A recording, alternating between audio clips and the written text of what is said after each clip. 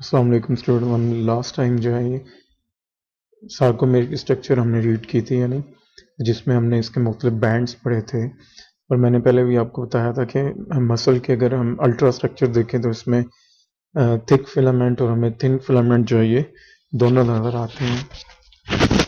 हमने देखा था कि इसमें थिन फिलामेंट जो है वो एक्टिन वगैरह से मिलकर बने हुए होते हैं और उसके साथ कुछ और प्रोटीन्स होती हैं, जबकि जो थिक फिलामेंट होते हैं ये मायोसिन से मिलके बने हुए होते हैं। ठीक है, तो आज हम जो है इनकी मेरे लास्ट लेक्चर में इनकी सारी जो है वो हमने मसल की फिजियोलॉजी जो है वो स्टडी की थी। इसके अंदर वेरियस बैंड्स जिनमें I band, A band, Z lines वगैरह, ठीक है, जिसमें मैंने बताया था कि ये एक सार्कोमेर और दूसरा सार्कोमेर यानी जो मायोफाइब्रल की जो मायोफिब्रिल, ये यहाँ पर हमने जो पढ़ा था मसल फाइबर सेल के अंदर जो हजारों मायोफिब्रिल होते हैं और हर मायोफिब्रिल के अंदर एक सार्कोमेर होता है या उसकी कंट्रैक्टाइल यूनिट होती है। ठीक है, एक सार्कोमेर नहीं बल्कि हजारों सार्कोमेर एक के बाद एक जो है इसके अंदर हमें मिलते हैं। और फिर हमने सार्कोमेर को भी जब जूम करके देखा तो उसके अंदर हमें ये बैंड्स नजर आए। ठीक है, जिसको हम लाइट एंड डार्क बैंड्स बोलते हैं। ठीक है, इसी की वजह से ये स्ट्राइएटेड मसल्स भी कहलाते हैं। तो ये लाइट एंड डार्क बैंड हमने देखे थे। जब इनको हमने जूम किया था तो इसके अंदर हमें दो मेजर चीजें जो है नजर आई थी। उसमें एक ये थिन फिलामेंट, ठीक है, ये जो आपको बारीक नजर आ रहे हैं, और दूसरे जो थे ये थिक फिलामेंट थे। ठीक है, तो थिन फिलामेंट जो थे ये एक्टिन से मिलके बने हुए थे, एक्टिन और इसके साथ कुछ और प्रोटीन थे, जबकि ये जो थिक फिलामेंट है ये मायोसिन से मिलके बने हुए थे। फिर इनकी वेरियस जोन्स हमने देखी थी, जिसमें ये आई बैंड देखा था, ए बैंड था, ठीक है, और इनके साथ जो जी लाइंस थी ये हमने डिटेल जो है उस दिन हमने ये प्रीवियस लेक्चर, जिसको अभी इस चीज़ की समझ नहीं है वो मेरा प्रीवियस लेक्चर जो है वो इसका डिटेल जो है वो वॉच करें। और वीडियो पूरी देखने से पहले मैं आप लोगों से गुजारिश करना चाहता हूँ, काइंडली मेरे चैनल को जो है वो सब्सक्राइब कीजिए और मेरी वीडियोस को लाइक कीजिए एंड शेयर कीजिए, ताकि मज़ीद जो है वो अच्छी सी जो है वो वीडियोस लेक्चर जो है वो प्रोड्यूस कर सकूँ। And thanks for watching. और अभी हम चलते हैं अपने लेक्चर की तरफ। अच्छा, तो ये हमने एक जनरल स्ट्रक्चर जो है इसकी देख ली थी, जिसके अंदर हमने थिक एंड थिन फिलामेंट देख लिए थे। ठीक है, आज अकॉर्डिंग टू स्मार्ट सिलेबस जो अभी हमने जो पंजाब टेक्स्ट बुक बोर्ड है उसके लिहाज से जो स्लाइडिंग फिलामेंट मॉडल है वो हमने आज स्टडी करना है। ठीक है, तो इसमें हमने स्लाइडिंग फिलामेंट मॉडल जो है ये सबसे पहले H Huxley and A F Huxley ने जो है ये इंट्रोड्यूस करवाया। ये इसके कोलीग्स थे, इन्होंने सबसे पहले ये हाइपोथेसिस 1954 के अंदर जो है ये एक्सप्लेन की थी। ठीक है, related to muscle contraction which was called as sliding filament model. यानी ये जो थिक फिलामेंट है और थिन फिलामेंट है ये आपस में एक दूसरे के स्लाइड करते हैं। ठीक है, thick filament, thin filament slide across each other. तो ये जो हमने ये थिक फिलामेंट देखे थे, ये थिक फिलामेंट और इसके ऊपर ये थिन फिलामेंट, ये एक दूसरे के आगे पीछे स्लाइड करते हैं। बेटर हम यहाँ पर देखते हैं, ये देखें वही सार्कोमेर है। ठीक है, वही सार्कोमेर है। तो यहाँ पर हमारे पास ये थिक फिलामेंट है और ये ऊपर जो ब्लू में नजर आ रहे हैं आपको ये थिन फिलामेंट है। ठीक है, तो इसके बाद जब मसल जो है वो रिलैक्स फॉर्म में है, ठीक है, तो आप देख सकते हैं कि ये इस पोजीशन में है। ठीक है, अभी ये स्लाइड नहीं कर रहे। ठीक है, लेकिन जैसे मसल कंट्रैक्ट करेगा तो आप ये देखें कि इनकी डायरेक्शन चेंज हो चुकी है और ये जो गैप था, ठीक है, ये दो जी लाइंस का, यहाँ देखें ये जी लाइन और ये जी लाइन, ठीक है, ये दोनों अभी दूर हैं। लेकिन जब ये मसल कंट्रैक्ट किया, क्योंकि अभी ये मसल रिलैक्स है यहाँ पर, ठीक है, तो ये जी लाइंस दोनों दूर हैं। लेकिन जब मसल कंट्रैक्ट किया तो ये क्या हुआ, ये थिन फिलामेंट और ये थिक फिलामेंट ये दोनों आपस में स्लाइड किए और ये देखें ये जी लाइंस एक दूसरे के करीब आ गई। देखें पहले वाली जी लाइंस ये थी, लेकिन अब जब मसल कंट्रैक्ट हुआ तो जी लाइन आपस में करीब आ गई। तो यही चीज जो है वो स्लाइडिंग फिलामेंट मॉडल है। मैं आगे इसको जो है ये आपको वीडियो के थ्रू भी जो है वो एनिमेशन के थ्रू जो है उसकी समझाने की कोशिश करूंगा। तो फर्स्ट ये देख लें, थोड़ा सा हम इसको रीड कर लेते हैं, ठीक है। क्या कि व्हेन मसल फाइबर जो है वो कंट्रैक्ट करता है, क्या है कि thin and thick filament undergo shifting, ठीक है। ये आप देख सकते हैं यहाँ पे भी, ये जो है वो थिक फिलामेंट है, ये जो पिंक पे नजर आ रहा है। मैं थोड़ा सा इसको जूम कर देता हूँ ताकि आप लोगों को अच्छे तरीके से जो है वो नजर आ जाए। सॉरी, ये ज्यादा ही जूम हो गया। हाँ जी, तो ये देखें, ये जो है, ये आपको जो पिंक कलर के फाइबर नजर आ रहे हैं, ये बेसिकली थिक फिलामेंट है। और जबकि ये जो आपको ब्लू नजर आ रहे हैं, ये थिन फिलामेंट है। तो ये आपस में क्या करते हैं, ये स्लाइड करते हैं, ठीक है। तो जब मसल कंट्रैक्ट किया, इन्होंने आपस में स्लाइडिंग की, तो ये देखें, ये पहले ये पोजीशन थी, ये दो थे, लेकिन अब ये क्या हुआ, ये कंट्रैक्ट होके एक दूसरे के करीब आ गए, या इन्होंने स्लाइड कर लिया, ठीक है। तो यही जो दो जी लाइंस थी, ये पहले इतनी दूर थी, लेकिन अब ये यहां पर आ गई हैं, ठीक है। तो ये मॉडल यही कहता है कि thin and thick filaments undergo shifting. I band जो है इसके अंदर रिड्यूस हो जाता है। देखिए, ये जो आई बैंड है, जब ये दोनों आपस में कंट्रैक्ट होंगे, ठीक है, तो आई बैंड क्या हो जाएगा, रिड्यूस हो जाएगा। मैं आपको दूसरी डायग्राम की भी मदद से जो है समझाने की कोशिश करता हूँ। हाँ जी, तो अब ये देख लें, ये आपको आई बैंड है, ठीक है। ये जो आपकी जगह, ये क्या है, आई बैंड है। तो जब ये वाला सार्कोमेर एंड ये वाला सार्कोमेर, इन दोनों के अंदर थिक एंड थिन फिलामेंट जो बल्कि चलो हम एक सार्कोमेर की एग्जांपल लेते हैं, से ये सार्कोमेर है, ठीक है, एक सार्कोमेर है, क्योंकि सारे सार्कोमेर एक तरह एक एक बार ही जो है कंट्रैक्ट करेंगे। तो जब ये सार्कोमेर, जब इसके अंदर थिक एंड थिन फिलामेंट एक दूसरे के साथ जो है वो स्लाइड करेंगे, ठीक है, तो उससे क्या होगा, आई बैंड जो है ये रिड्यूस हो जाएगा, ठीक है। पहले ये इतना ओपन है, लेकिन बाद में क्या है, ये रिड्यूस हो जाएगा, ठीक है। यहां पर अगर आप देखो, तो ये पहले इतना आई बैंड था, लेकिन जब ये वाला हिस्सा और ये वाला हिस्सा, यानी ये बेसिकली पोर्शन, सॉरी, ये पोर्शन और ये पोर्शन, जब ये दोनों आपस में एक दूसरे का स्लाइड करेंगे, तो आई बैंड जो है वो क्या हो जाएगा, रिड्यूस हो जाएगा लेंथ में, ठीक है। ये आई बैंड बिल्कुल रिड्यूस, ये देखे ना, पहले ये इतना चौड़ा था, लेकिन अब ये कंट्रैक्ट होके इतना सा रह गया, ठीक है। तो आई बैंड रिड्यूस हो जाएंगे लेंथ में, और जी लाइंस जो है वो क्लोज हो जाएंगी, ठीक है, एक दूसरे के। पहले देखें, एक जी लाइन ये है, दूसरी जी लाइन ये है, लेकिन जब मसल कंट्रैक्ट हुआ, तो एक जी, दोनों जी लाइन, ठीक है, ये वाली इधर से यहां पर आ गई है, ये देखें यहां पर आ गई, और ये वाली जो थी जी लाइन, ये यहां पर आ गई, ठीक है। तो इससे क्या पता चला कि जी लाइन एक दूसरे के करीब आ गई है, ठीक है। तो क्या है, जब मसल कंट्रैक्ट करता है, आई बैंड रिड्यूस कर देता है, यानी आई बैंड, ये वाले जो बैंड है, दोनों आई बैंड, ठीक है, ये अपनी लेंथ में कम हो जाएंगे, क्योंकि ये मसल कंट्रैक्ट कर रहा है। और क्या है कि जी लाइंस जो है वो एक दूसरे के क्लोज आ जाएंगी, ठीक है। तो बेसिकली यही सारी इसकी थ्योरी है, बल्कि हाइपोथेसिस से इसकी कंट्रैक्शन ऑफ स्केलेटल मसल्स की, ठीक है, which is sliding filament model, ठीक है। तो इसी के बारे में जो है ये हाइपोथेसिस दी गई, ठीक है।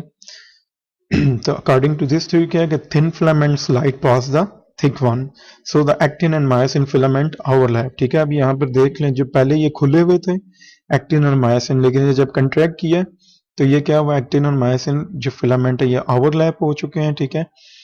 थर्स जो है जी लाइंस जो है वो क्लोज आ चुके हैं एक दूसरे के, ठीक है। Z line is brought close together, ठीक है। ये देखें, एक जी लाइन ये थी, एक जी लाइन ये थी, ठीक है, एक ये जी लाइन थी और एक ये जी लाइन थी, ठीक है। ये दोनों एक दूसरे के अब यहां पर और यहां पर देखें, ये क्लोज आ चुकी है, ठीक है। आई बैंड जो है ये रिड्यूस हो गया, ठीक है।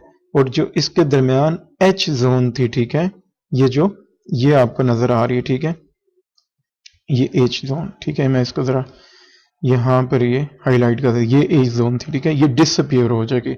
जाहिर है, जब ये वाला हिस्सा भी जो है, और इसके बाद ये वाला हिस्सा भी, ये दोनों एक दूसरे के अंदर जब स्लाइड कर जाएंगे, तो आई बैंड शॉर्ट हो जाएगा, और एच जोन क्या हो जाएगी, डिसअपियर हो जाएगी, बिल्कुल डिसअपियर होगी, ठीक है, ठीक है।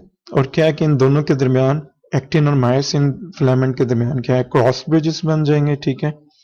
तो क्रॉस ब्रिज कंट्रैक्ट की वजह से क्या है कि मसल को पुल करेंगे, एक्टिन क्या पुल करेगा toward the centre of the sarcomere, ठीक है। तो इसमें एक दूसरे को ये कंट्रैक्ट करेंगे और मसल जो है वो क्या है कि कंट्रैक्शन, और इसी का उल्ट जो है वो रिलैक्सेशन में होगा। ये जो है वो दोबारा रिलैक्स होंगे, अपनी अपनी जगह पर चले जाएंगे।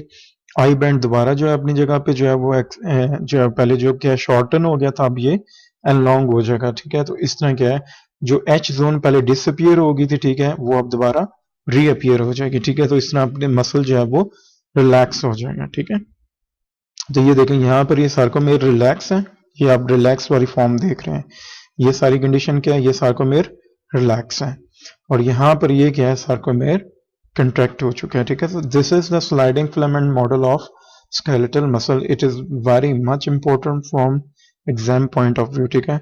स्टूडेंट्स ये आपको जो है वो लाजमी आना चाहिए, तैयार करें आप इसको, ठीक है। ये काफी इंपॉर्टेंट है। अब इसका जो नेक्स्ट जो टॉपिक है, how the bridges are control. ये जो इनके दरमियान क्रॉस ब्रिजेस बने थे, ठीक है, मैं आपको थोड़ा सा और समझाता हूँ अच्छे तरीके से। यहां पर, ठीक है, ये हमारा जो है ये नीचे जो है ये मायोसिन है, ये जिसको मैं हाईलाइट कर रहा हूँ, this is myosin and this is क्या है, दिस इज एक्टिन फिलामेंट, ठीक है। ये एक्टिन है सारा, जिसके ऊपर मैं कर्सर अभी मूव कर रहा है, और यहाँ पर क्या है, ये जो ब्राउन कलर में जो है, ये डार्क ब्राउन जो है, ये मायोसिन है, ठीक है। ये मायोसिन फिलामेंट है, और ये जो पर्पल लाइट पर्पल टाइप है, ये सारा क्या है, ये एक्टिन फिलामेंट है, ठीक है। और इसके साथ कुछ और प्रोटीन्स भी हैं।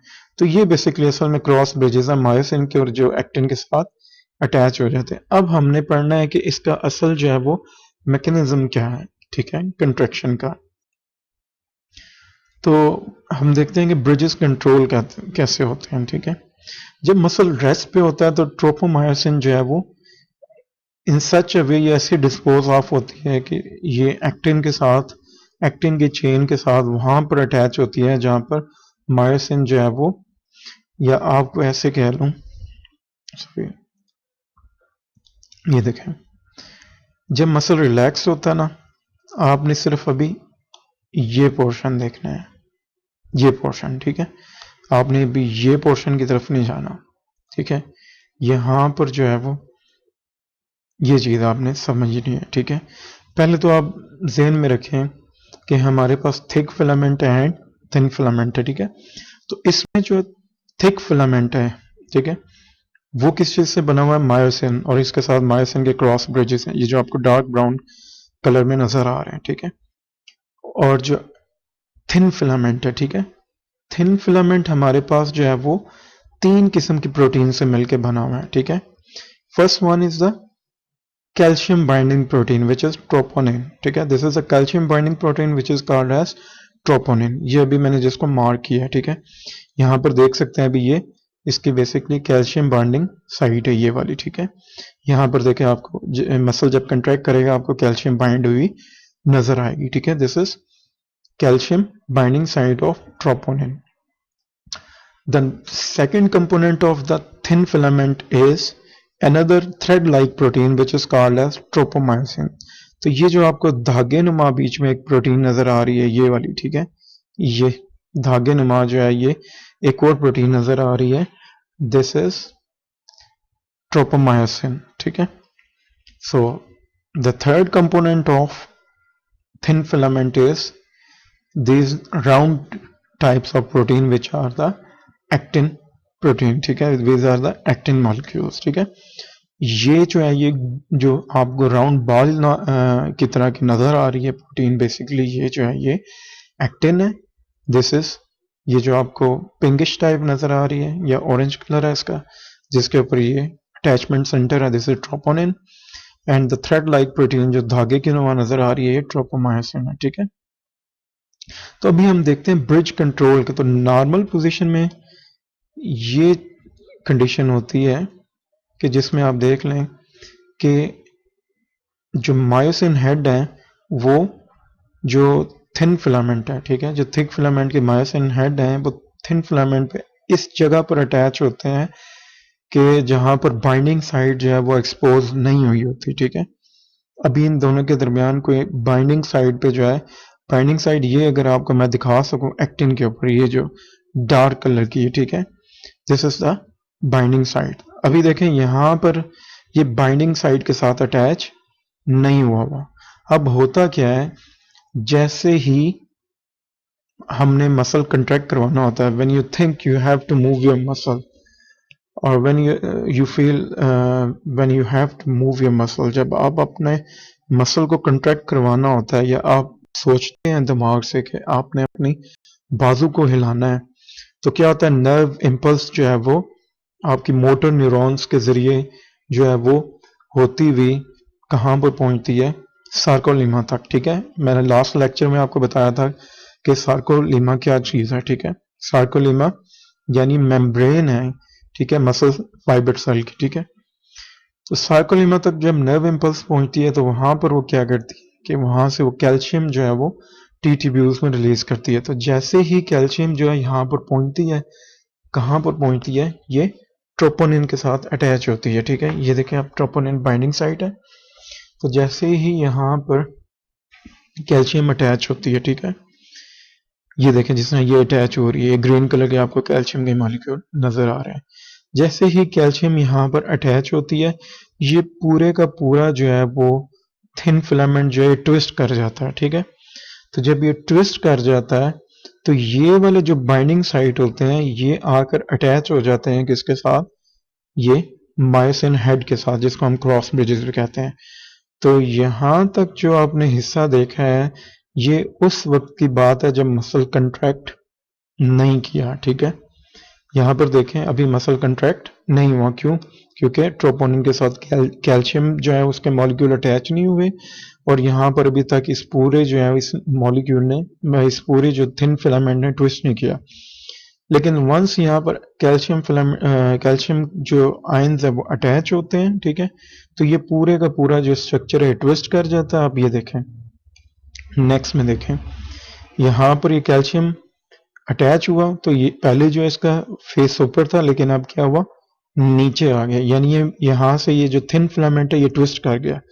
तो पहले जो ये बाइंडिंग साइट थी, ठीक है, ये बाइंडिंग साइट जो मायोसिन के साथ अटैच नहीं थी, लेकिन अब क्या हुआ, ये मायोसिन के साथ देखें आप अटैच हो गया। ठीक है, अब ये जो बाइंडिंग साइट थी, ठीक है, ये मायोसिन के साथ अटैच हो गई। ठीक है, तो इस तरह क्या है, एक मसल में ट्विस्ट आई और एक पूरी मूवमेंट जो है इसने की। सो इसको हम कहते हैं कि thin filament slide across the thick filament. ठीक है, ये होता कैसे है, नर्व इम्पल्स आती है मोटर न्यूरॉन से, नर्व इम्पल्स जैसे ही मसल फाइबर सेल के अंदर जो है वो आती है तो उससे क्या होता है, कैल्शियम आयन जो है वो सार्कोलीमा में रिलीज होते हैं। ठीक है, फ्रॉम द टी ट्यूब्यूल्स। अभी हम आगे चल के पढ़ेंगे what are the T tubules.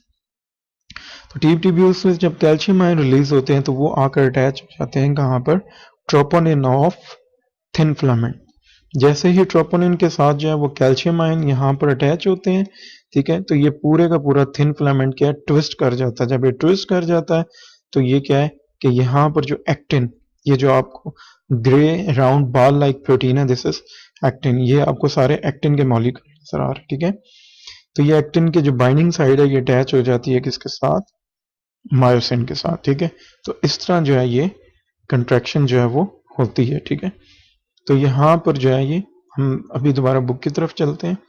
तो यही चीज कह रहे हैं कि when muscle is at rest, ट्रोपोमाइसिन जो है डिस्पोज हुई होती है ऐसे कि एक्टिन के साथ जो है वो उस जगह पे अटैच हुई होती है। ठीक है, when muscle is required to contract, calcium ion bind with the troponin. ठीक है, अभी मैंने बता दिया है कि कैल्शियम आयन जो है ट्रोपोनिन मॉलिक्यूल के साथ बाइंड होते हैं and cause it to move slightly. और वही मैंने बताया कि ट्रोपोनिन के साथ जैसे ही कैल्शियम आयन अटैच होते हैं तो वो उसको क्या कर देते हैं, मूव करवा देते हैं स्लाइटली। ठीक है, तो इससे क्या होता है, डिस्प्लेसिंग हो जाती है किसकी, ट्रोपोमायोसिन की। ठीक है, ये जो मैंने अभी आपको बताया था। ठीक है, ट्रोपोनिन के साथ जब कैल्शियम अटैच होता है तो ये डिस्प्लेस कर देता है किसको, ये ट्रोपोमायोसिन जो थ्रेड लाइक जो है प्रोटीन। ठीक है, यही चीज अभी मैंने आपको बताई थी। ठीक है, तो क्या है कि exposes binding site for myosin head. ठीक है, वही मायोसिन के हेड की जो बाइंडिंग साइट है उसको एक्सपोज, क्या है, once myosin head has become attached to actin. ठीक है, ये देखें कि एक बार अगर ये मायोसिन के हेड जो है ये एक्टिन के साथ यहाँ पर ये देखें अटैच हो चुके हैं, ठीक है। एक बार जब ये अटैच हो जाते हैं, ठीक है, फिर क्या है कि एटीपी जो है हाइड्रोलाइज होती है और इस तरह जो है ये ब्रिज जो है वो चलता रहता है, ठीक है।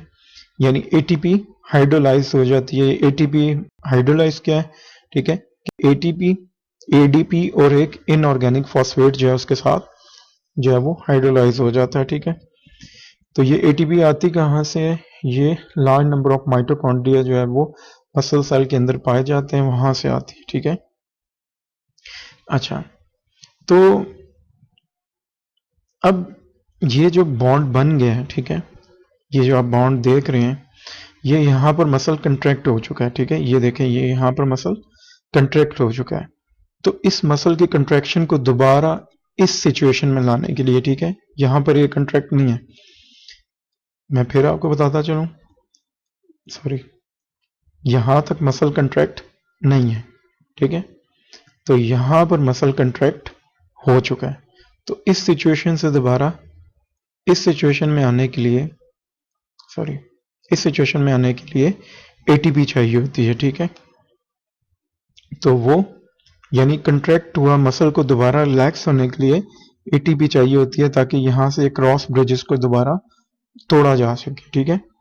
तो अगर ये एटीपी यहाँ से सप्लाई ना मिल सके, ठीक है, यहाँ पर एटीपी की सप्लाई कम हो जाए या बिल्कुल ख़त्म हो जाए या मिले ना, तो ये मसल जो है वो कॉन्स्टेंटली या परमानेंटली जो है कंट्रैक्ट कर जाते हैं, क्योंकि ये क्रॉस ब्रिजेस जो है यहाँ पर आपको नज़र आ रहे हैं, ये क्रॉस ब्रिजेस जो है इनको तोड़ने के लिए या इस कंडीशन से इस कंडीशन में वापस लाने के लिए एटीपी चाहिए होती है, ठीक है। दोबारा एडीपी जो होती है उसको कन्वर्ट होना होता है इसमें एटीपी में। तो अगर ये ना हो सके तो ये मसल परमानेंटली कंट्रैक्ट कर देता है, and this condition is known as rigor mortis, ठीक है, या आप इसको रिगर मोर्टिस भी बोल सकते हैं।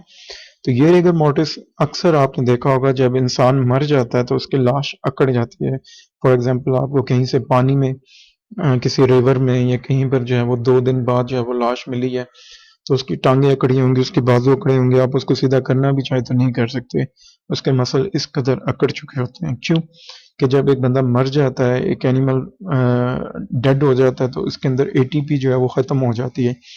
तो जब एटीपी ख़त्म हो जाती है तो ये जो क्रॉस ब्रिजेस हैं ये वाले, ये ब्रेक डाउन नहीं हो सकते, ठीक है। जब ये ब्रेक डाउन नहीं हो सकते तो क्या है कि मसल परमानेंटली कंट्रैक्ट कर देते हैं, ठीक है।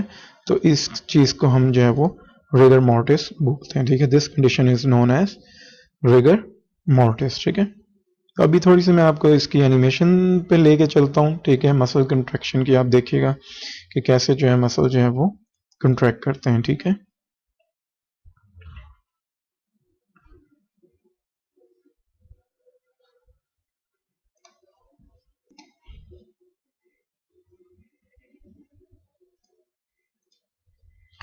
तो पहले तो आप ये देखें कैसे ये थिक फिलामेंट और थिन फिलामेंट आपस में जो है वो स्लाइड कर रहे हैं, ठीक है। This is the sliding filament model, ठीक है। ये आपके जो है ये थिक फिलामेंट है, ठीक है, और ये थिन फिलामेंट है, ठीक है। और इसमें जो है ये क्या है, यहाँ पर ये दिस इज मायोसिन हेड, ठीक है। फिर एक बार देख लें ये कैसे थिक फिलामेंट और थिन फिलामेंट, ये यहाँ पर मसल कंट्रैक्ट किया, ठीक है। ये दो जो है वो जी लाइंस थी जो एक दूसरे के करीब आए। अब ये मसल रिलैक्स करेगा, ठीक है, ये रिलैक्स हुआ वापस, ठीक है।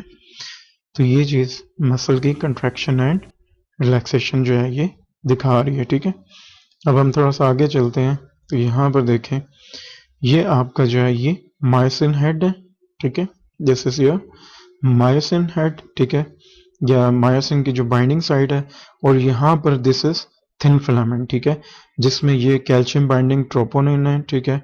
और ये थ्रेड लाइक जो है ये धागे की तरह की जो है ये ट्रोपोमायोसिन है, ठीक है। और ये जो नीचे ब्लू है ये आपकी एक्टिन प्रोटीन है, ठीक है। अभी नेक्स्ट एनिमेशन में हम जो है वो अच्छे तरीके से देखेंगे किस तरह जो है ये एक दूसरे के ऊपर स्लाइड करते हैं, ठीक है।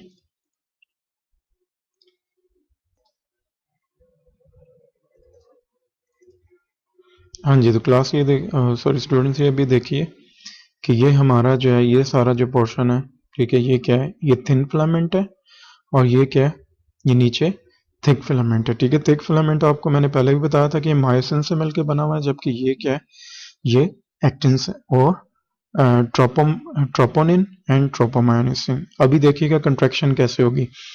फिलहाल अभी जब ये नॉन कंट्रैक्ट, अभी ये कंट्रैक्ट नहीं हुआ हुआ, ठीक है। तो इसमें देखें एडीपी और इनऑर्गेनिक फॉस्फेट जो है ये मायोसिन हेड के साथ अटैच है, और अभी आप ये इसके दरमियान गैप देख सकते हैं। लेकिन जैसे ही आप देखेंगे कि यहाँ पर आके कैल्शियम आयन अटैच होंगे तो ये पूरा मॉलिक्यूल, ये पूरा जो स्ट्रक्चर है थिन फिलामेंट जो है ये ट्विस्ट कर जाएगा, और ये जाके मायोसिन, जो ये मायोसिन हेड है, ये जाके एक्टिन के साथ अटैच होंगे, ठीक है। अब ये देखें, ये देखें कैल्शियम आयन आए, ठीक है, और ये किसके साथ अटैच होंगे? ट्रोपोनिन के साथ, ठीक है। ये ट्रोपोनिन के साथ अटैच हुए। अब ये देखते जाएं अभी आगे, तो ये देखिए ये सारा मॉलिक्यूल जो है इसका, बल्कि सारी जो स्ट्रक्चर है ये सारी क्या है, ट्विस्ट हुई, ट्रोपोनिन ट्विस्ट हुई, जिसकी वजह से क्या है, ये ट्रोपोमायोसिन जो थ्रेड लाइक प्रोटीन है ये भी ट्विस्ट कर गई, ठीक है। तो अब ये देखें ये जो बाइंडिंग साइड है किसकी? एक्टिन की। ये देखें जो पर्पल कलर की एक्टिन है, तो एक्टिन की जो बाइंडिंग साइड है, ठीक है, ये जो है ये आकर यहाँ पर देखें एक्सपोज हो गई है। ये देखें मायोसिन बाइंडिंग साइड, ठीक है। यहाँ पर ये एक्टिन के ऊपर, ये पर्पल कलर की जो प्रोटीन है दिस इज एक्टिन, ठीक है। तो इसके ऊपर ये क्या है, मायोसिन बाइंडिंग साइड है। तो ये बाइंडिंग साइड एक्सपोज हो चुकी है, और ये जाके अब बाइंड कर जाएगा किसके साथ, जो है वो एक्टिन के साथ, ठीक है। ये देखें तो यहाँ पर अभी आप देखिएगा, ठीक है। myosin unit is bound to an ADP and a phosphate molecule remaining from the previous muscular contraction. ये देखिए ये जाके इसके साथ अटैच हो गया, ठीक है। तो एडीपी और इनऑर्गेनिक फॉस्फेट यानी एटीपी थी वो क्या होगी, हाइड्रोलाइज होगी। इनऑर्गेनिक फॉस्फेट इसने एक लूज कर दिया, यानी एटीपी कन्वर्ट हो गया इनटू एडीपी, और ये जो है हेड जो है ये अटैच हो गए हैं, ठीक है। अब इनको दोबारा डी अटैच करने के लिए एटीपी रिक्वायर होगी, ठीक है। तो क्या है कि इनको डी अटैच करने के लिए जो है वो एटीपी रिक्वायर होगी, ठीक है। और वो एटीपी जो है वो हमें जो मसल सेल के अंदर माइटोकॉन्ड्रिया है वो प्रोवाइड करते हैं, ठीक है।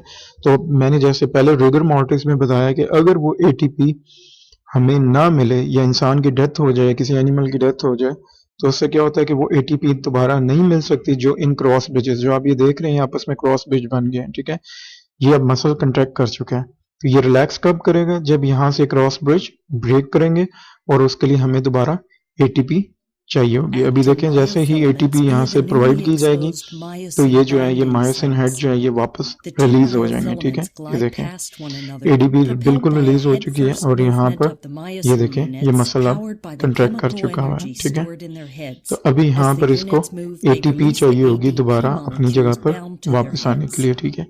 ये देखें ये अब एटीपी इसके साथ अटैच होगी, तो ये क्या है वापस जो है ये रिलीज हो जाएगा। तो यही एटीपी अगर हमें दोबारा ना मिले, ठीक है, in the case of death, तो ये क्या है मसल परमानेंटली वही पहले वाली कंडीशन में रहते हैं, और इससे क्या होता है कि मसल जो है परमानेंटली कंट्रैक्ट रहते हैं, और वो हम एक पोजीशन है, कंडीशन है जैसे with is called as rigor mortis, और वो हो जाती है, और हम कहते हैं कि जो इंसान की बॉडी अकड़ गई है, ये मसल अकड़ गई है, ठीक है। सो ये एक बेसिक मैकेनिज्म था स्लाइडिंग फिलामेंट जो मैकेनिज्म था।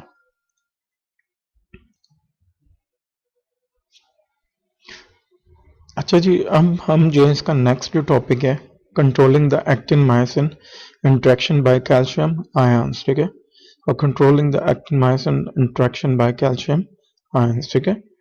तो जब मसल कंट्रैक्शन इनिशिएट होती है, ठीक है, मैंने आपको पहले ही बताया कि एक नर्व इम्पल्स जो है वो आती है, ठीक है, कहाँ पर, at neuromuscular junction. What is neuromuscular junction, ठीक है। अभी हम इस बुक से आते हैं, ये देखें ये क्या है, मसल फाइबर सेल है। यहाँ पर ये जो आपको येलो कलर की नजर आ रही है बेसिकली क्या है, ये मोटर न्यूरॉन की जो है ये नर्व फाइबर जो है ये आ रही है, जो हमारे ब्रेन से जो है वो मैसेज लेके टुवर्ड द मसल आ रही है, ठीक है। हमने अपना बाजू हिलाना है, किसी चीज को पकड़ना है, तो जाहिर मसल कंट्रैक्ट करेंगे, तो कंट्रैक्ट करने के लिए क्या है नर्व इम्पल्स आएगी, ठीक है। ये नर्व इम्पल्स हमारी जो है वो ब्रेन से होती हुई यहाँ पर जो है वो पहुंचेगी, कहाँ पर, ये आपको मैंने पहले भी बताया था कि ये देखें, ये जो आपका स्केलेटल मसल फाइबर है इसके ऊपर जो है वो आकर पहुंचेगी, ठीक है। ये जो स्केलेटल मसल फाइबर है इसके ऊपर जो है ये मोटर न्यूरॉन जो है वो आकर अटैच होगी, और जिस जगह ये अटैच होगी, ठीक है, मसल के अंदर, so this area is called as neuromuscular junction. इसको जरा जूम करके यहाँ पर दिखाया गया है, ठीक है। तो ये देखें, ये सार्कोलिम है, ये आपको जो व्हाइट कलर की नजर आ रही है, जो मसल फाइबर सेल की जो है वो क्या है, मेम्ब्रेन थी मैंने बताया। और यहाँ पर ये क्या आ रही है, ये आपकी मोटर न्यूरॉन की जो है वो एंड है, ठीक है। ये मोटर न्यूरॉन यहाँ पर आकर एंड हो रही है, ठीक है। किसके अंदर एंड हो रही है, इनटू द मसल फाइबर, ठीक है। तो मसल फाइबर सेल जो है, ठीक है। तो ये जो जंक्शन है, ठीक है, the place way motor neuron meets with the क्या है, यहाँ पर जो मसल फाइबर है, ठीक है। तो क्या है, न्यूरोमस्कुलर जंक्शन क्या है कि is the place where nerve fibre and muscle fibre meet, ठीक है। तो ये आपको जो येलो कलर का नजर आ रहा है ये नर्व फाइबर है, और यहाँ पर ये सारा जो है ये मसल फाइबर है। ये देखें, ये सारा मसल फाइबर है, ये देखें कहाँ पर ये आके नर्व जो है ये मीट कर रही है। So this is neuromuscular junction, ठीक है। तो क्या है कि जब नर्व जो है इम्पल्स पहुंचती है कहाँ पर, न्यूरोमस्कुलर जंक्शन के, तो ये सारी जो फाइबर्स हैं ये इनर्वेट करती हैं बाय सिंगल मोटर न्यूरॉन, ठीक है। यानी आप देख सकते हैं कि ये सिंगल मोटर न्यूरॉन, ये देख रहे हैं पीछे से, ये सिंगल मोटर न्यूरॉन आ रही है और आगे ये इसके मुख्तलिफ फाइबर्स हैं, ठीक है। तो ये क्या, इन सारे फाइबर्स को मिला के ये एक क्या सिंगल मोटर यूनिट बनाती है, ठीक है। तो बेसिकली जब एक जो नर्व इम्पल्स आती है वो आगे सारे जो इसके जो पार्ट्स हैं, इसकी फर्दर जो ब्रांचेज हैं, ठीक है, उसके अंदर जो है नर्व इम्पल्स को जो आगे ट्रांसफर करती है, ठीक है। तो यहाँ पे भी यही बात की जा रही है कि all the fibre innervated by single motor neuron और motor unit and contract simultaneously in response to action potential fired by the motor neuron, यानी एक बारी जो है आगे कंट्रैक्शन ये सारी करवाती हैं, ठीक है। अब हम देखते हैं कि सार्कोलिमा जो है मसल की, वो पेनिट्रेट करती है डीप इनटू सेल, किस सेल के अंदर, मसल फाइबर सेल, और बनाती है एक हॉलो इलोंगेटेड ट्यूब जिसको हम क्या कह देते हैं, द ट्रांसवर्स ट्यूब, ठीक है। क्या है, मैंने आपको बताया था लास्ट लेक्चर में कि ये जो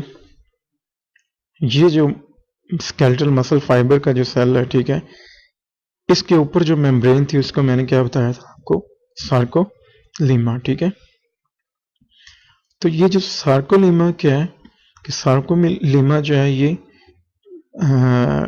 डीप जो है वो एलोंगेटेड ट्यूब्स बनाती है, किसके अंदर, जो मसल फाइबर सेल के अंदर, ठीक है। तो इन ट्यूब्स को हम क्या कह देते हैं, ट्रांसवर्स ट्यूब्यूल, ठीक है। तो ये आपको ज़रा मैं इसका स्ट्रक्चर बता देता हूँ, ये देख लें, ये सार्कोलीम है, ठीक है। थोड़ा सा इसको जूम कर लूँ, ठीक है। ये क्या है, ये जो बाहर आपको मेम्ब्रेन नज़र आ रही है ये सार्कोलीम है, और ये देखें यहाँ से अंदर जा रही है, डीप पेनिट्रेट कर रही है, किसके इर्द गिर्द, ये जो मायोफिब्रिल है ये पूरा क्या है, मसल फाइबर सेल है, ठीक है। इसके अंदर ये पेनिट्रेट कर रही है, एक ट्यूब्स का नेटवर्क बना रही है which is called as transverse tubes और टी ट्यूब्स, ठीक है। इनको हम टी ट्यूब्स कह देते हैं, ठीक है। और इसकी ल्यूमन जो है वो एक्स्ट्रा सेलुलर फ्लूइड के साथ जो है वो कंटिन्यू है, ठीक है। ल्यूमन क्या चीज़ होती है, ये जो इन ट्यूब के अंदर जो वाली अंदर वाली जो साइड्स हैं वो इसकी ल्यूमन है, और ये एक्स्ट्रा सेलुलर फ्लूइड के साथ इन कंटेक्ट होती है, ठीक है। तो बेसिकली ये वही टी ट्यूब्यूल्स हैं जिसके अंदर से जो है वो कैल्शियम आयंस जो है वो रिलीज होते हैं, ठीक है। तो ये थाउजेंड्स ऑफ जो है वो टी ट्यूब्यूल्स जो हैं यहाँ पर जो ये देखें आप, ये थाउजेंड्स ऑफ टी ट्यूब्यूल्स जो हैं वो आपस में मिलती हैं तो ये क्या बनाती हैं, टी सिस्टम, ठीक है। या इनको हम जो है वो टी सिस्टम्स जो है वो कह देते हैं, और ये पूरे जो है वो फैल जाती हैं और पूरे मायोफिब्रिल को ऊपर से कवर कर लेती हैं at the level of Z line या फिर ए बैंड या आई जंक्शन में तक जो है इसको कवर कर देती है, ठीक है। अच्छा, यहाँ पर जो है वो टी ट्यूब्यूल और इसका जो टर्मिनल पोर्शन है adjacent envelope of circle plasmic reticulum, ठीक है। ज़रा ये पोर्शन आप ज़रा देखिएगा, यहाँ पर जो है ये काफ़ी जो कम्प्लेक्स किस्म की इसमें जो है बात लिखी है, मैं अभी आपको समझाता हूँ। वो ये कह रहा है कि टी ट्यूब्यूल जो है और इसका जो टर्मिनल पोर्शन है, ठीक है, terminal portion of adjacent envelope of sarcoplasmic reticulum forms triad. पहले तो अब आती है ट्राइएड क्या होता है, एक ट्रिपल स्ट्रक्चर को ट्राइएड कहते हैं, ठीक है, along the length of fibril। तो अभी आपको मैं समझाता हूँ ये बात क्या कह रहा है। ये देखें, ये टी ट्यूब्यूल है दरमियान में, ठीक है, ये देखें ये टी ट्यूब्यूल है, ठीक है, ये आपको नजर आ रही है जो दरमियान में ये जो सुराख से होती हुई नीचे आ रही है, ठीक है, this is the T tubule, ठीक है। अब यहाँ पे टी ट्यूब्यूल का ट्राइएड क्या चीज है, ठीक है, मैं आपको जो है इसकी डेफिनेशन बता देता हूँ। The structure form by union of T tubule, ठीक है, T tubule and terminal portion of two adjacent envelope of sarcoplasmic reticulum। फिर ये टर्मिनल पोर्शन है टू एडजेसेंट सार्कोप्लाज्मिक रेक्टिकुलम, एक इसकी जो है ये राइट साइड पे सार्कोप्लाज्मिक रेक्टिकुलम का जो टर्मिनल पोर्शन टर्मिनेट हो रहा है, और इसके एक जो है वो लेफ्ट साइड पे ये देखें यहाँ पर एक इस साइड पे जो है ये सार्कोप्लाज्मिक रेक्टिकुलम का जो है वो पोर्शन टर्मिनेट हो रहा है, और एक इसके ये दरमियान में टी ट्यूब्यूल है। मैं टी ट्यूब्यूल के लेफ्ट और राइट साइड की बात कर रहा हूँ, ठीक है। तो इसके लेफ्ट और राइट साइड पे जो इसका जो पोर्शन है, ठीक है, ये तीनों स्ट्रक्चर, ठीक है, दरमियान में क्या है टी ट्यूब्यूल, और उसके जो है वो राइट साइड पे भी जो है वो क्या है सार्कोप्लाज्मिक रेक्टिकुलम का एक टर्मिनल पोर्शन है, और इसके लेफ्ट साइड पे भी terminal portion of sarcoplasmic reticulum, ठीक है। तो ये तीनों चीजें मिलके क्या बनाती हैं, ये तीनों चीजें मिलके क्या बनाती हैं ट्राइएड, ठीक है, ट्राइएड TRIAD, ठीक है, ट्राइएड और ट्रिपल स्ट्रक्चर, ठीक है। आप इसकी डेफिनेशन एक बार फिर देख लें। The structure form by union of T tubule and terminal portion of two adjacent envelope of sarcoplasmic reticulum is called as triad। और ये triad रेगुलर इंटरवल पे जो हमें मिलते हैं, देखें यहाँ पर मिल रहे हैं, यहाँ पर मिल रहे हैं, फिर आगे ये कंटिन्यू करें तो यहाँ पर भी हमें मिलेंगे, यहाँ पर भी हमें मिलेंगे, ठीक है, रेगुलर इंटरवल पे मिलेंगे, ठीक है, along the length of the myofibril, ठीक है। these are the triads, ठीक है। अब ये जो नर्व इम्पल्स है ना, ठीक है, ये टी ट्यूब्यूल से होती हुई एक दूसरे जो सार्कोप्लाज्मिक रेक्टिकुलम के अंदर जाती हैं, और कैल्शियम गेट्स जो हैं सार्कोप्लाज्मिक रेक्टिकुलम के, ठीक है, ये याद रखना जो मसल फाइबर सेल है इसके जो एंडोप्लाज्मिक रेक्टिकुलम है उसी को हम सार्कोप्लाज्मिक रेक्टिकुलम बोल देंगे, ठीक है। तो जैसे ही पीछे से जो है वो मैंने आपको दिखाया था अभी एनिमेटेड वीडियो में, जैसे ही पीछे से जो है वो नर्व इम्पल्स आती है, तो क्या है कि सार्कोप्लाज्मिक रेक्टिकुलम में से जो है वो क्या है कि कैल्शियम गेट्स ओपन हो जाते हैं, और कैल्शियम जो है साइटोसोल में जो है रिलीज कर दी जाती है, और थर्स क्या है कि कैल्शियम जो है वो बाइंड कर जाती है, किसके साथ बाइंड कर जाती है, ट्रोपोनिन के साथ, ठीक है। तो जैसे ही यहाँ से नर्व इम्पल्स आती है, ठीक है, आप मेरी कर्सर को फॉलो करें, जैसे ही यहाँ से नर्व इम्पल्स आती है, ये होते हुए कहाँ पर चली जाती है, यहाँ पर जो है वो टी ट्यूब्यूल्स में, ठीक है, ये जो आपको मैंने अभी दिखाई है, ठीक है, इन टी ट्यूब्यूल्स में आ जाती है, और टी ट्यूब्यूल्स में आते साथ ही क्या है कि कैल्शियम के जो गेट्स हैं, कैल्शियम आयंस के जो गेट्स हैं वो ओपन हो जाते हैं, और कैल्शियम जो है यहाँ पर साइटोसोल में रिलीज कर दी जाती है। जब कैल्शियम यहाँ पर जो है फ्रीली रिलीज हो जाती है, वो जाके अटैच हो जाती है किसके साथ, मैंने आपको पहले भी बताया था, यहाँ पर, ठीक है, ये ट्रोपोनिन के साथ जो है वो अटैच हो जाती है, और ये क्या है, ये पूरी स्ट्रक्चर जो थिन फिलामेंट की ट्विस्ट कर जाती है, और इसके जो बाइंडिंग साइट है एक्टिन की एक्सपोज हो जाती है, वो किसके साथ अटैच हो जाती है, दिस मायोसिन हेड के साथ, और इस तरह जो है मसल जो है वो कंट्रैक्ट जो है वो कर जाता है, ठीक है। तो ये सारा था कि क्या, ठीक है, the binding site are expose and cross bridges with myosin can form and the contraction occurs, ठीक है। तो यहाँ पर एक नॉन रिस्पॉन्स जो है वो हमें एक जो है वो मिलता है मसल फाइबर कंट्रैक्शन के लिहाज से, ठीक है। तो मसल की जो कंट्रैक्शन है ये बेस करती है ऑल और नन प्रिंसिपल, ठीक है।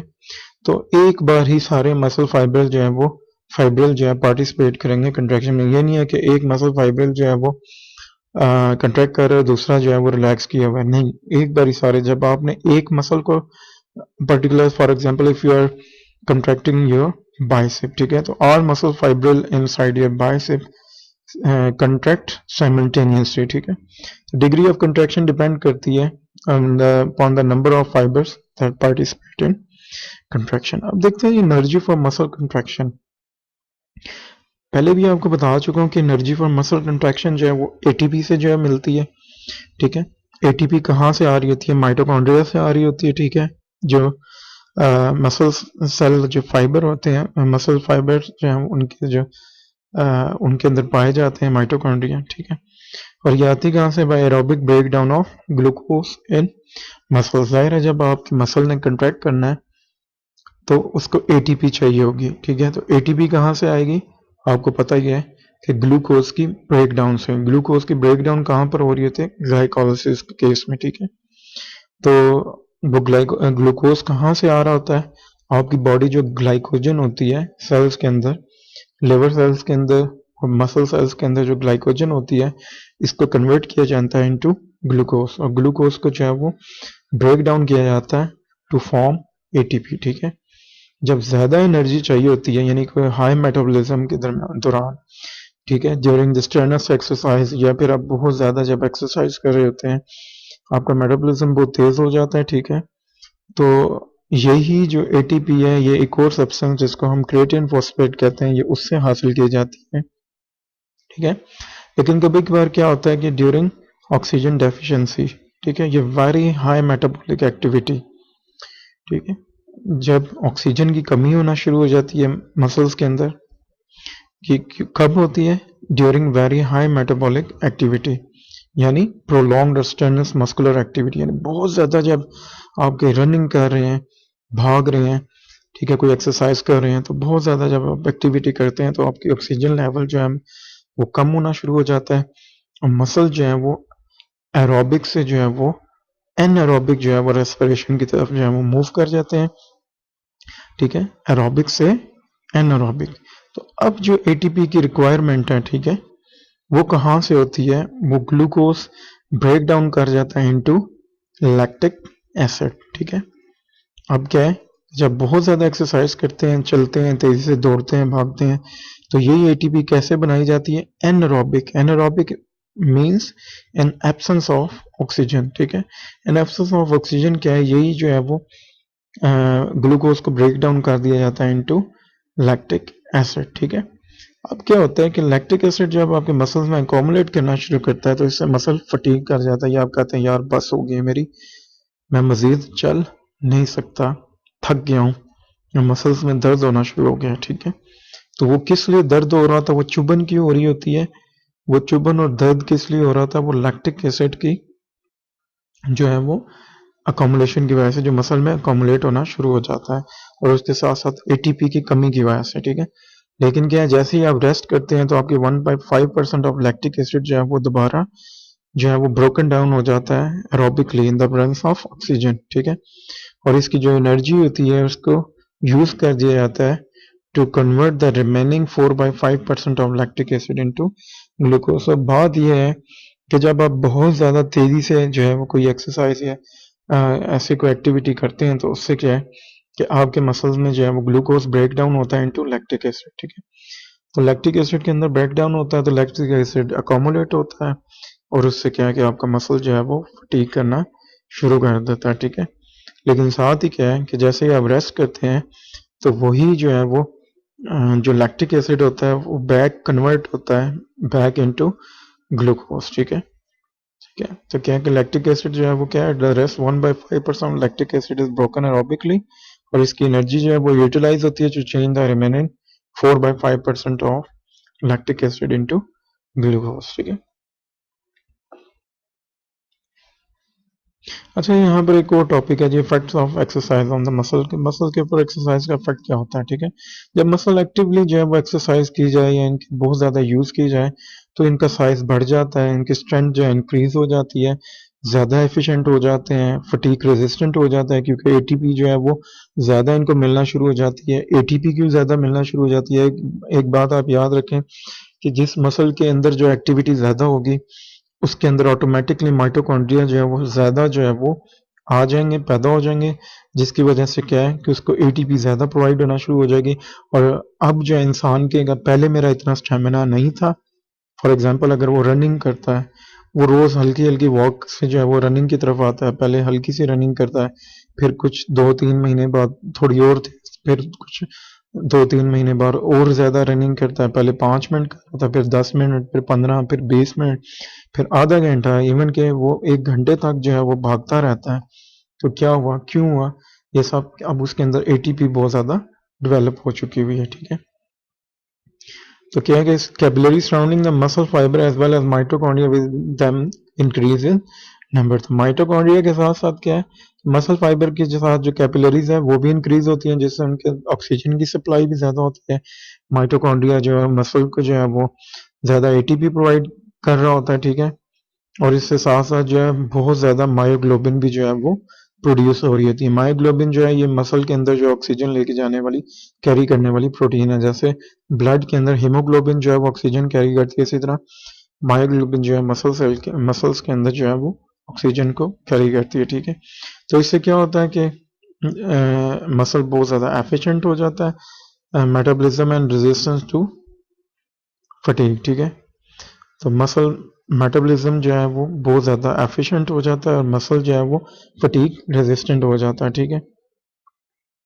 तो अगर कम्प्लीटली मसल इमोबिलाइजेशन हो, ऐसे लोग जो बिल्कुल चलना पसंद नहीं करते, बिल्कुल एक जगह पड़े रहें, तो उससे क्या होता है मसल वीक हो जाता है और कभी कभार मसल्स जो है वो इनकी एट्रोफी भी हो जाती है, यानी बहुत ज़्यादा सीवियरली डैमेज हो जाते हैं, ठीक है स्टूडेंट? तो आज के लिए इतना ही था, तो जिसमें हमने sliding filament model, control of actin and myosin interaction, ठीक है, और इसके साथ साथ एनर्जी फॉर मसल कंट्रैक्शन जो है हमने स्टडी की है, ठीक है? Thanks a lot. मेरे चैनल को ज़रूर सब्सक्राइब कीजिएगा, ठीक है, और काइंडली वीडियो को लाइक कीजिएगा और इसको अपने फ्रेंड्स और बाकी जो स्टूडेंट्स हैं उनके दरमियान जो है वो शेयर कीजिएगा, ठीक है? और अगर वीडियो पसंद आई, लेक्चर आपको पसंद आया, तो एक वीडियो को जो है वो लाइक करना ज़रूर जो है वो लाइक करना ना भूलिएगा और उसके साथ साथ जो है वो मेरे चैनल को सब्सक्राइब कीजिएगा। Thanks a lot.